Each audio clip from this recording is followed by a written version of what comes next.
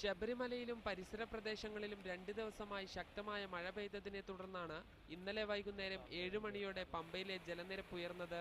ഭക്തർക്ക് സുരക്ഷാ മുൻകരുതൽ നൽകുകയും പമ്പയിൽ കുളിക്കാനിറങ്ങുന്നതിന് കർശന നിയന്ത്രണം ഏർപ്പെടുത്തുകയും ചെയ്തു. എന്നാൽ ത്രിവേണിയിലെ പാർക്കിംഗ് ഗ്രൗണ്ടിൽ വെള്ളം കയറിയതോടെ തീർത്ഥാടകർ വന്ന 60ഓളം വാഹനങ്ങളും വെള്ളത്തിലായി. വാഹനങ്ങൾ ഒഴുകിപ്പോകാതിരിക്കാൻ വടമുപയോഗിച്ച് കെട്ടി നിർത്താൻ ശ്രമിച്ചുവെങ്കിലും 10ഓളം വാഹനങ്ങൾ ഒഴുക്കിൽപ്പെട്ടു. മോട്ടോർ വാഹന വകുപ്പിന്റെ ക്രെയിൻ ഉപയോഗിച്ചാണ് ഈ വാഹനങ്ങൾ തിരിച്ച് കരയ്ക്ക് കയറ്റിയത്. കേന്ദ്രസേനയും പോലീസും സന്നദ്ധ പ്രവർത്തകരും സന്ദർഭോചിതമായി ഇടപെട്ടതുകൊണ്ടാണ് നാശനഷ്ടം കുറയ്ക്കാൻ സാധിച്ചത്. പമ്പ KSRTCക്ക് സമീപം മരം കടപുഴകി വീണത് പ്രശ്നങ്ങൾ വഷളാക്കി. അതേസമയം കൂന്നാർ ഡാമിലേക്ക് സോളാർ പാനലുമായി പോയ 3 ചുമട്ടുതൊഴിലാളികളും വനത്തിനുള്ളിൽ കുടുങ്ങി.